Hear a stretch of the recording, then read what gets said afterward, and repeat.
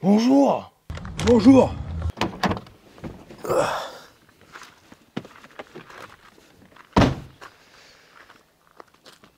Salut les cutéreux, salutations aux buveurs de vin et bonsoir aux rallyman de Facebook. Ça fait longtemps que je n'ai pas dit ça en complet. Aujourd'hui je vais m'occuper de ma petite Seat Ibiza Cupra. Bon, logiquement, si tu suis bien la chaîne depuis un petit moment, je t'ai déjà parlé de cette voiture. Donc c'est une Seat Ibiza Cupra 2 litres ABF GTI. Ça fait beaucoup de lettres. Cette caisse-là, c'est la seule caisse dans toutes mes bagnoles à moi, à mon nom, qui roule et qui roule convenablement. Le problème étant qu'elle consomme entre 8 et 12 litres au samplon, qui lui a donné le nom de Daily Refoulé. Et donc j'avais fait une vidéo à l'époque sur cette voiture en disant que c'était la seule caisse qui roulait et que je devais la faire réparer. Et donc en vidéo, on avait fait la pompe d'ODA, et non, on n'avait pas fait la pompe à eau, mais je l'avais fait hors caméra celle-là. Et donc le but de cette vidéo, c'est que ce daily refoulé ne soit plus un daily refoulé, mais un daily que j'assume entièrement et que je peux assumer. Et pour ça, j'ai eu tout plein d'idées dans ma tête.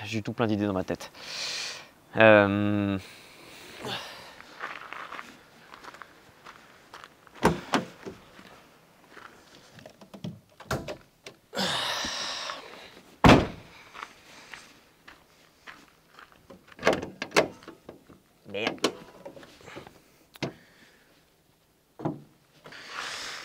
Toutes ces idées tournaient autour du fait de passer ce moteur, le 2 litres ABF de la Golf 3 GTI 16, à l'éthanol. Moi de base, cette voiture-là, c'est une voiture que j'apprécie beaucoup. J'ai déjà raconté l'histoire dans la dernière vidéo, je vais pas repartir dessus, mais c'est une voiture qui me tient énormément à cœur et j'avais pas trop envie de la modifier à la schlag comme j'ai pu faire avec toutes mes anciennes voitures. Parce que ouais, passer des voitures à l'éthanol, c'est pas mon premier coup d'essai. Mais à chaque fois, c'était avec des techniques bien particulières ou alors avec des injections bien particulières. Comme par exemple les 106. Des 106 à l'éthanol, j'en ai passé plein. Le truc, c'est que moi, j'ai toujours eu des 106 avec une injection monopoint. Et donc, les injections monopoint, on peut gruger le truc en mettant des rondelles dans le régulateur de pression d'essence pour augmenter le débit. Et ça marchait très bien. J'ai fait... Combien j'ai fait de bornes avec cette caisse? Sinon, il y a aussi le délit de Madame de Cardan. Madame de Cardan, elle a une Seat Cordoba 1,6 litre 75 chevaux et je l'ai passée à l'éthanol. Avec encore une fois une autre technique, c'est-à-dire que j'ai mis des gros injecteurs sur la bagnole. Et pareil, ça fait, je sais pas, 30, 40, 50 000 bornes qu'on a la bagnole. Toujours 100% éthanol, aucun problème, filtre à essence neuf, gros injecteurs, et c'est parti. Mais le truc étant, c'est que ce moteur, il vaut pas 200 balles. Un ABF complet, on parle d'un SMIC. Ça me ferait chier de péter un moteur parce que j'ai voulu économiser de l'argent sur le carburant.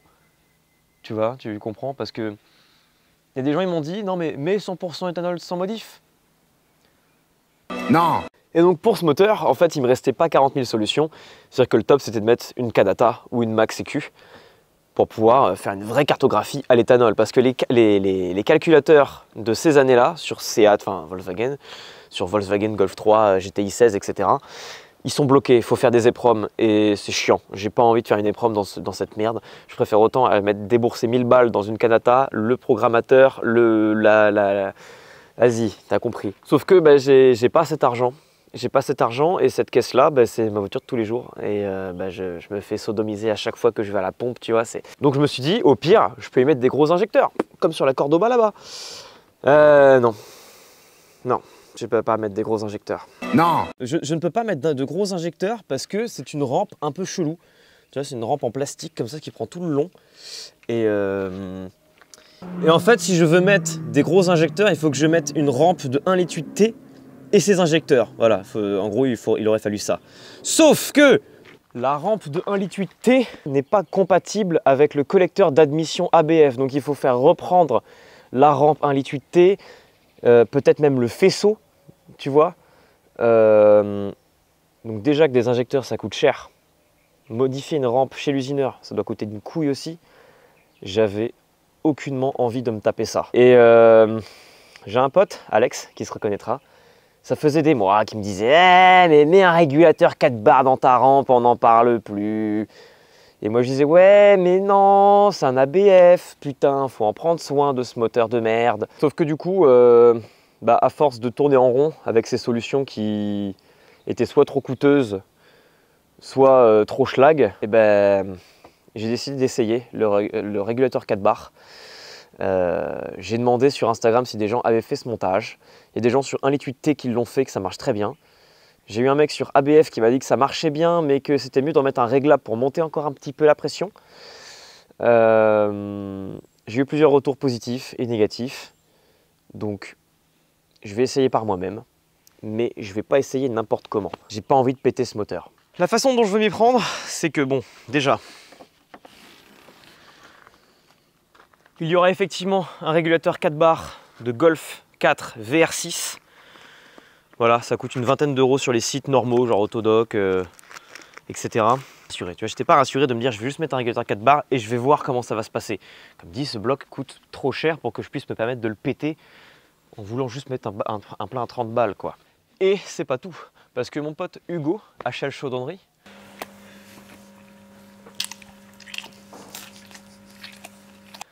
il faisait un vide dans son garage et il m'a gracieusement donné, attention, un putain de mano AEM pour l'AFR avec la large bande qui va avec. Pour ceux qui ne savent pas, l'AFR c'est le taux de richesse dans le moteur et grâce à ça, je peux savoir si mon moteur tourne assez pauvre ou assez riche. Parce que du coup, pour passer une voiture à l'éthanol, il faut injecter en règle générale 30% en plus d'injection. Là, j'avoue que j'ai pas envie de faire la mécanique tout de suite. Là, ce qui me trotte surtout dans la tête, c'est que dans la voiture, j'ai déjà deux manos. J'ai le mano de pression d'huile et un voltmètre. Donc je vais dégager le voltmètre et je vais mettre l'AFR à la place. Mais le truc, c'est que l'AEM, il est trop large. Du coup, il va falloir que je reperce, que je démonte la console centrale et tout. Donc la mécanique, en vrai, ça devrait se faire facilement. Un régulateur de pression, logiquement, c'est 2 minutes de boulot. Mais du coup, on va installer ça, je vais faire le faisceau, je vais tout filmer. Et tu pourras savoir comment passer ta Golf, ta Léon, ta Ibiza à l'éthanol pour 20 euros. Alors je t'arrête tout de suite. Oula.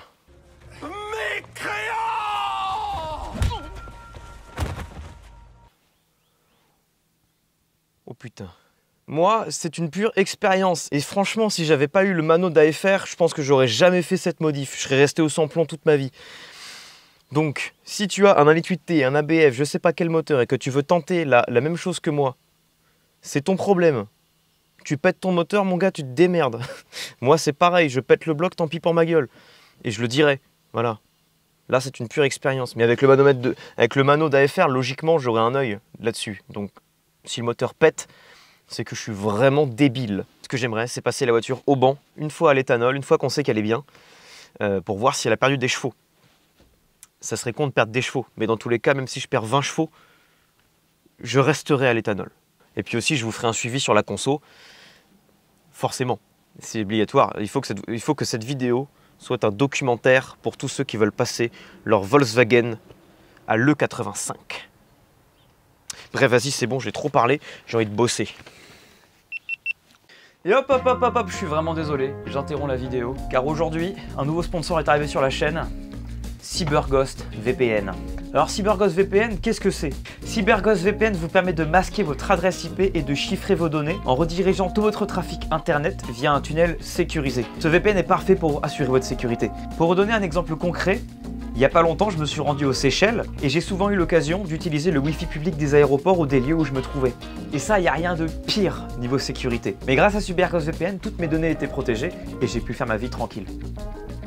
De plus, ce qui est vraiment intéressant, c'est que CyberGhost débloque le contenu géorestreint sur plus de 35 plateformes. Pour ne citer que Netflix, Amazon Prime, Disney+, et bien d'autres.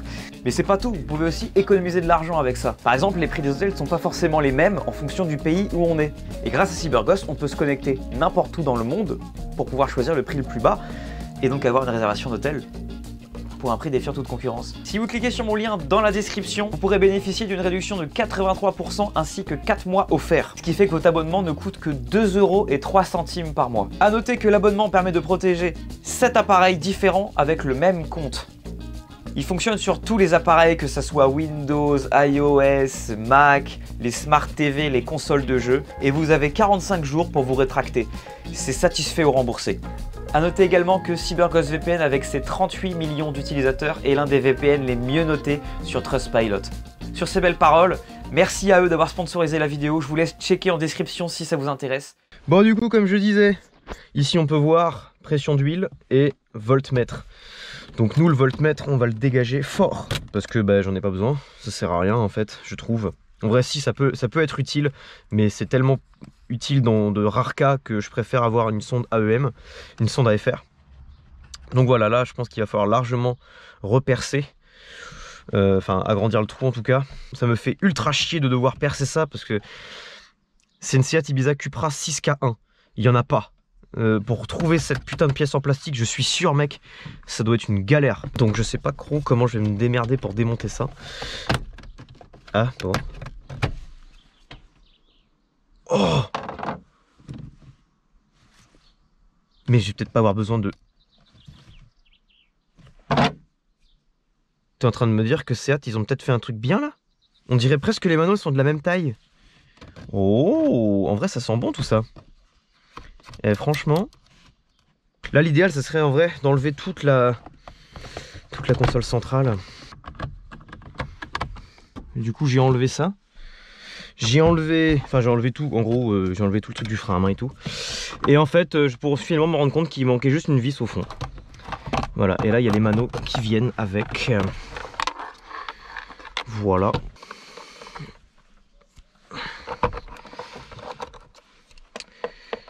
Hop. Clac. Voilà, là on vient de démonter les manos. Après maintenant, là il va falloir que je réussisse donc à mettre celui-là dedans. Ça je pense que ça va pas être trop compliqué. J'ai même l'impression que ça va rentrer plug and play, tu vois. La difficulté d'après, ça va être plutôt... Ah putain, par contre le truc c'est que le AEM il est beaucoup plus... Il ressort. Il va être comme ça le machin.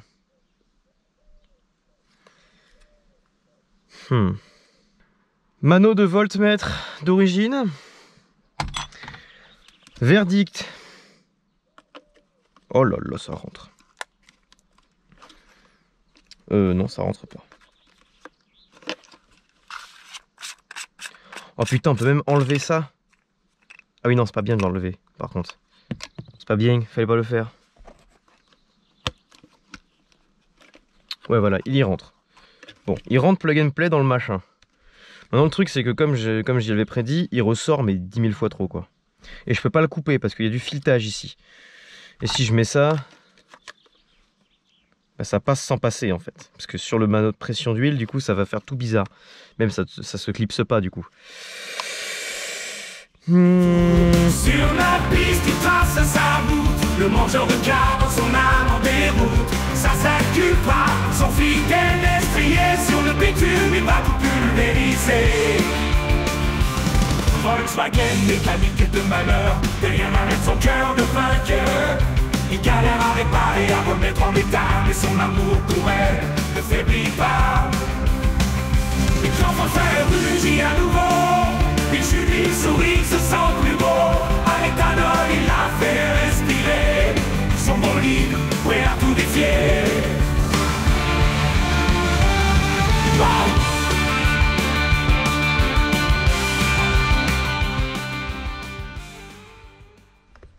Le premier, je dis bien le premier qui juge ma découpe, je le bannis de la chaîne définitivement.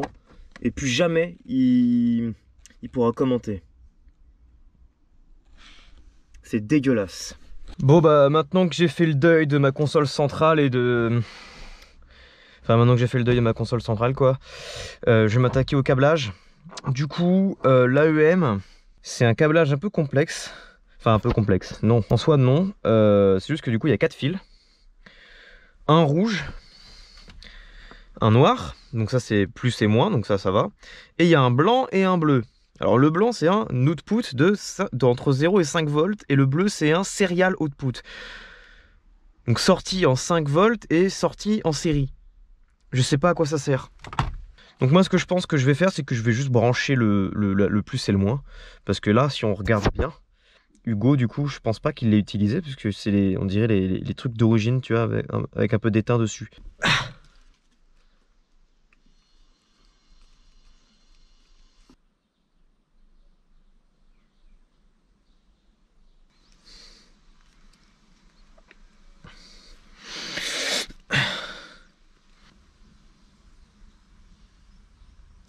Voilà, bon logiquement c'est bon.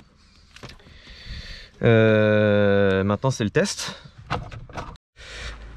On remet la batterie. Si je me suis pas foiré, logiquement le mano AEM il devrait s'allumer en mettant le contact.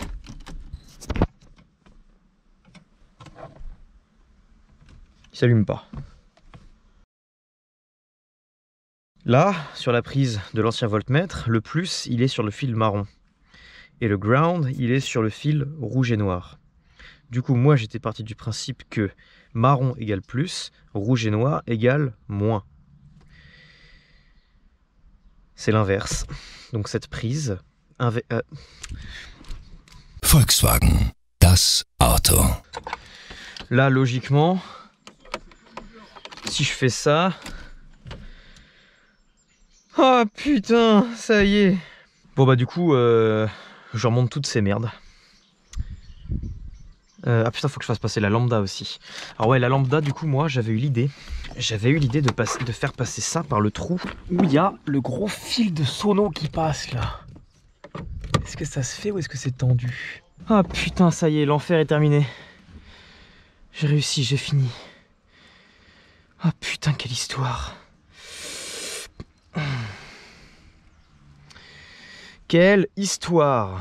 J'ai passé un petit fil de fer autour du truc. Et là voilà.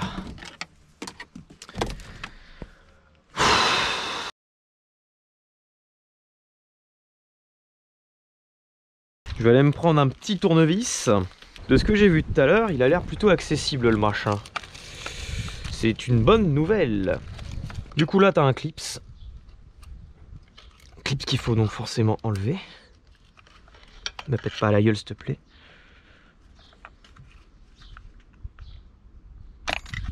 Bah je l'ai paumé. Lui maintenant on est censé pouvoir l'enlever.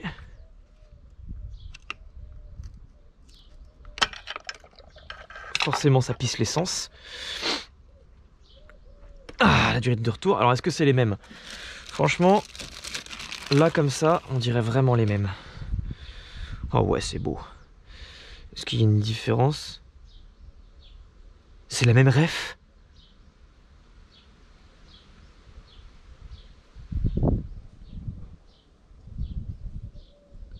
J'avais déjà un régulateur 4 bars dans la rampe.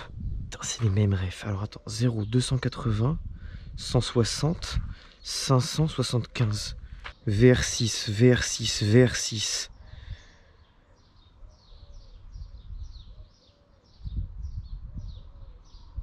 R32. 4Motion. C'est un putain de 4 bars que j'avais dans la rampe depuis le début. C'est pas normal, de base je suis censé avoir un 3 dans un ABF. C'est pour ça qu'il tournait si bien en 50-50 éthanol. Et c'est bizarre, mais what the fuck. Et après, juste après ça, j'irai à la pompe mettre de l'éthanol. Parce que bah, du coup, si j'ai déjà un régulateur 4 bars dans le rail, bah, logiquement, il n'y a rien qui m'empêche de tourner à l'éthanol.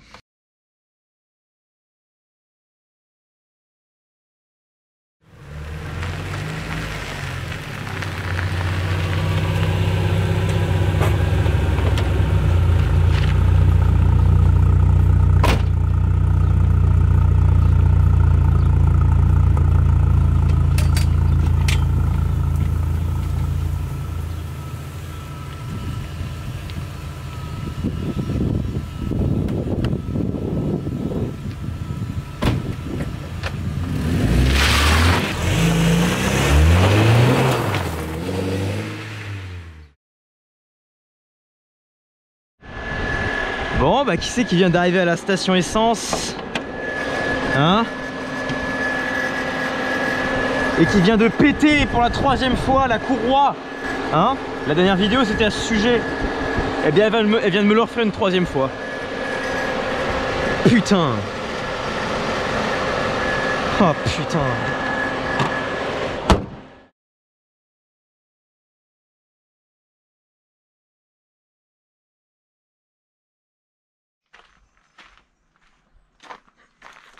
Bon, l'objectif de ce matin c'est de lui enculer la ligne. Comme ça je peux l'amener chez Hugo pour qu'il me mette le trou pour la nouvelle lambda. Donc, étant donné que maintenant cette voiture vraiment elle a décidé de de me faire la vie dure, hein, visiblement, à chaque fois que je la touche, elle me fait un coup de calcaire. Je pense que je vais en chier pour démonter la ligne. L'échappement, il est pas comme sur une 106 à l'avant, il part derrière. Donc je vais pas démonter non plus le collecteur, mais je pense qu'il faut que je démonte la descente. Donc pour démonter la descente, je pense que ça va être un peu tendu. Et là, c'est en général le moment où tu as un goujon qui foire. Bon bah, y accéder par en dessous, c'est mission impossible. Donc oh là là là là là là là là, mais c'est hâte quoi. Il y a le berceau qui est devant la ligne d'échappement, je peux pas l'enlever. Est-ce que ça irait pas plus vite que je démonte du coup tout le collecteur, parce que moi j'y ai accès. Et après je démonte kata plus que... Bah non, parce que le collecteur passera pas par là. One eternity later. C'est parti la vis là? Ouais, c'est bon.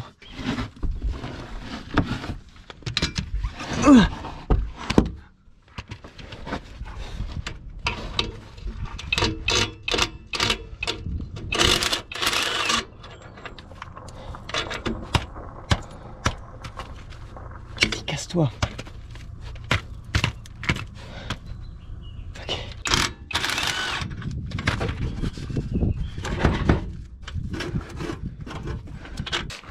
Tiens, je me suis tué la vie pour démonter le raccord entre le kata et l'intermédiaire.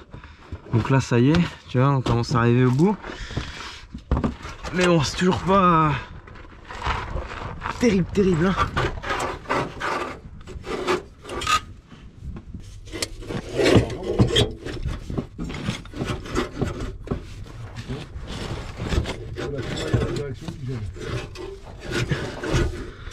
Putain, Volkswagen.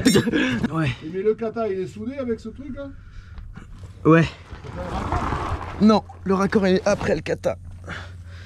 Merde. On va couper? Bah non, on va pas couper non.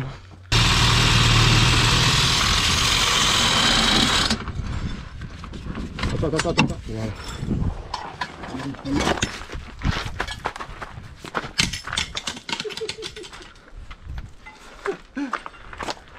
Putain de merde.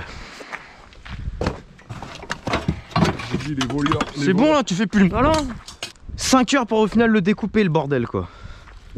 Ça a déjà été ressoudé ça. Oui. Ouais. Ils ont peut-être dû l'enlever, ils l'ont découpé, ils l'ont soudé.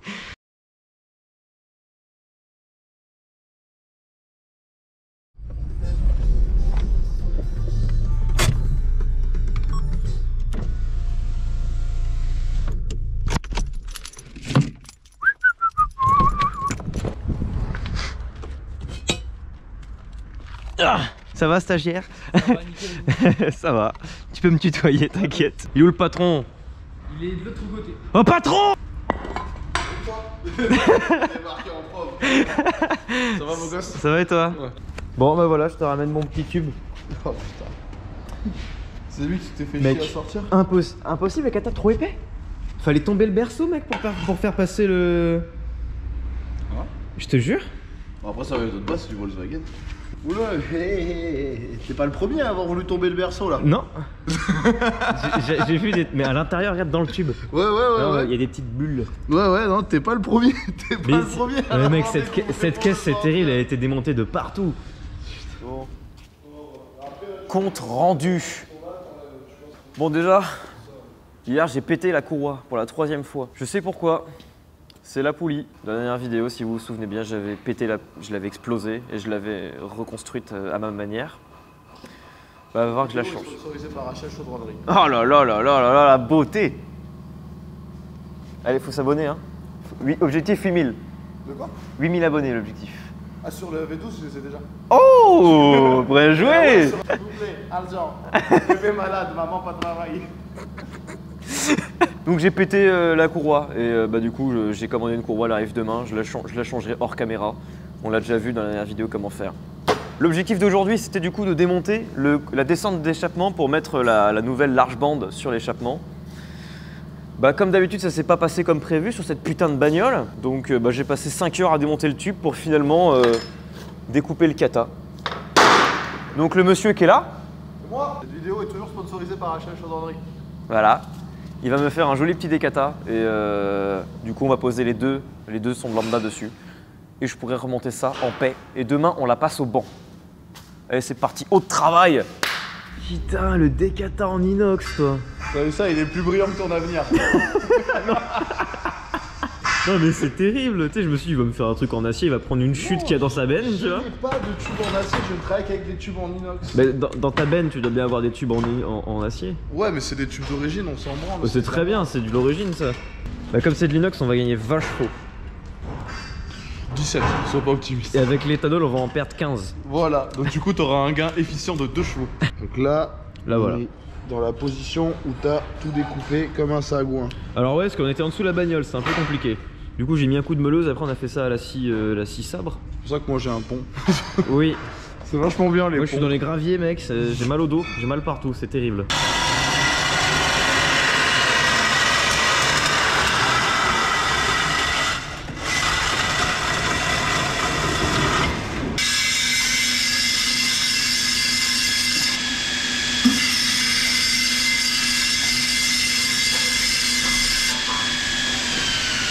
Quel professionnel.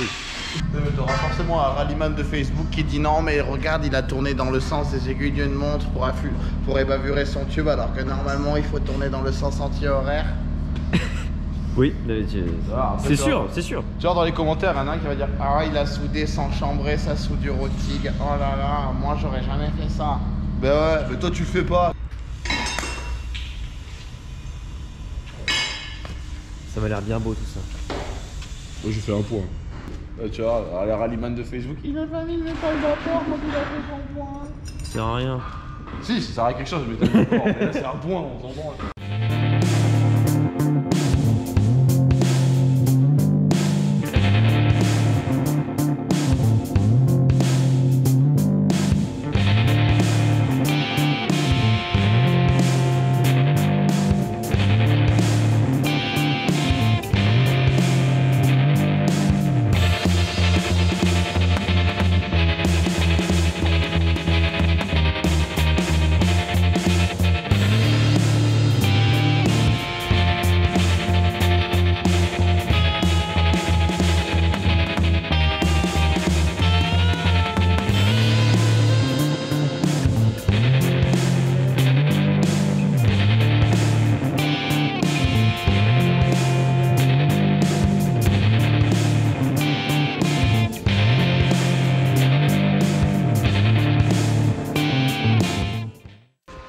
Waouh. Double sonde lambda. 2 fois plus de sonde pour 2 fois plus de sonde. Exact. Voilà. Si vous achetez une sonde lambda au prix de 2 sondes lambda, une deuxième sonde lambda est offerte. Oh là là là là. Est-ce qu'elle est large bande? Toujours large bande avec. Ah là là là là là là. Décata en inox. Ah, Incroyable. c'est parti, on est sur du vrai tuning là. J'ai hâte de voir le son que ça va donner. Ça va être léger mais... Ouais, t'as toujours des silencieux d'origine donc ça va juste filtrer un peu. Ouais mais ça va être bien. Au revoir Hugo. Bisous. Merci.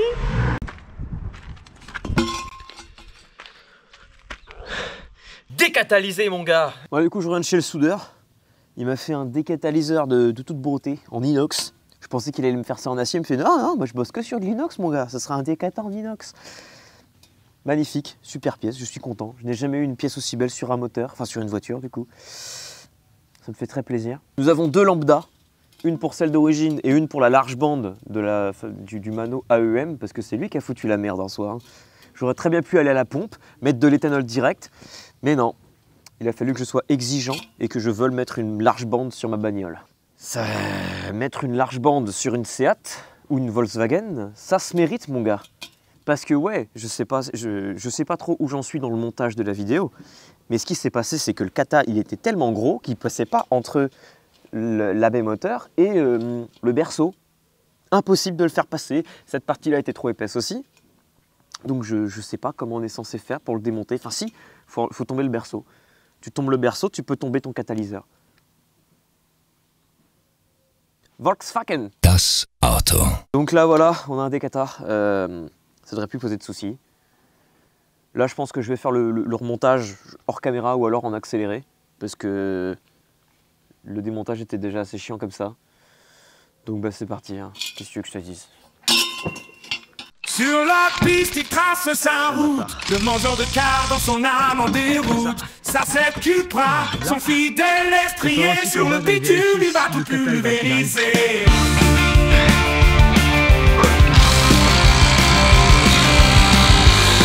Je te demande ce que je fais. Tu n'as rien vu. Dans les villages, il danse avec le feu.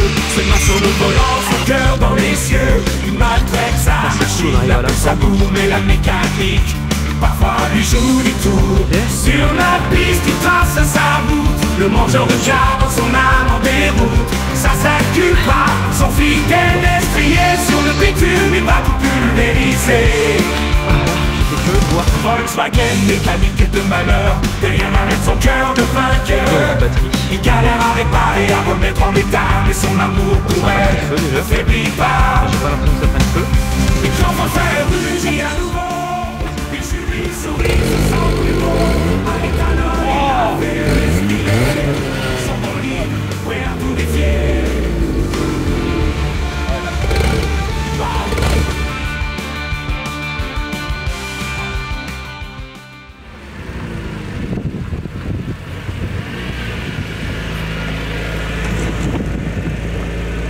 Aujourd'hui on est chez M2C Racing. Il va analyser un petit peu les AFR, savoir si mon moteur il va exploser ou pas. Et on pourra savoir si cette expérience est risquée à faire.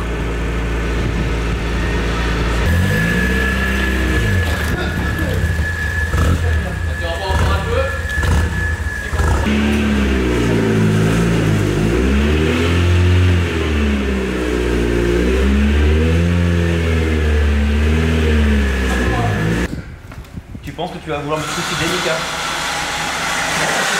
Ah, pas spécialement, il a dit. J'ai peur. T'as peur? Oui. En vrai, tu connais pas. Le mec est en crocs. Mais ouais, non mais c'est pas qu'un personnage le mangeur de cartes en vrai. Eh, c'est sa marque de fabrique. Donc en vrai, il faudrait que je mette des injos dans les tuiletés, avec la rampe modifiée, tout ce qui va, et après faire une épreuve pour la faire tourner. Du coup, 150 d'origine. Là, il en reste 120. 100, ouais. Là, l'éthanol comme ça, 120, je pense. Elle a plus aucune pêche. On va voir ça. À tout moment, ça va exploser, hein. C'est possible. Arrête. C'est con quand même. Rassure-moi, putain. Est-ce que tu connais ta feuille 195, 45, 16. Par cœur. Eh ouais, petit. 16, je la mets en hyper sport. Hyper sport. Bien sûr, c'est un hyper sport, petit. Bien sûr. Et on prend le cherche. Regarde bien les AFR. C'est quand même beau une voiture sur un banc. Moi j'aime bien. C'est une voiture de course. Bon. On est parti? Bah écoute, ouais. Ouais. J'ai peur. Tu veux faire quoi? Tu vérifies d'abord ou... Bah tu fais comme une De toute façon, là, ce que j'ai vu, elle a l'air hyper pauvre. Ouais, c'est le cas, je te l'ai dit. Et tu sais, si tu restes mi-pédale, au bout d'un moment, elle vient. Tu vas te faire un petit peu de pédale. Bah non, on va te faire un tir. Ouais. Allez, vas-y.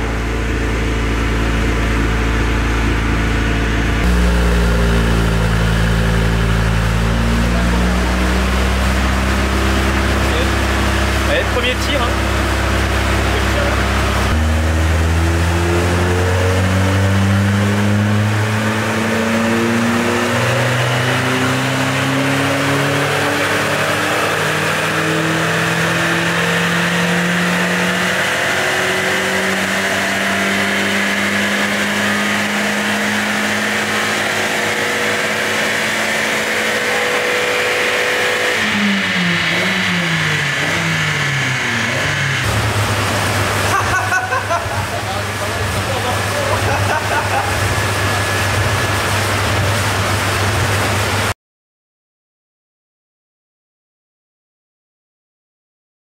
Attends, parce qu'il faut expliquer aux gens la connerie que j'ai faite. Bah, il semblerait qu'en voulant démonter le calculateur, on se soit rendu compte que cette durite n'était pas branchée comme il fallait. Ce qui entraînait ce problème. Quand la revanche, bizarrement, elle tourne. C'est tout de suite mieux, effectivement. Putain, mais quel... c'est pas important, tu vois. Quel connard.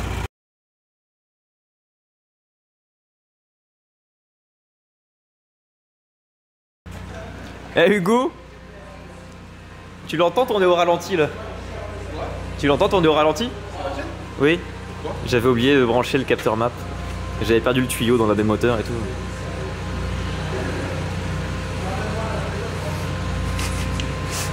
Hop, c'est un 0. Bon les heures commencent, mais déjà ça commence mal, vous allez faire hein.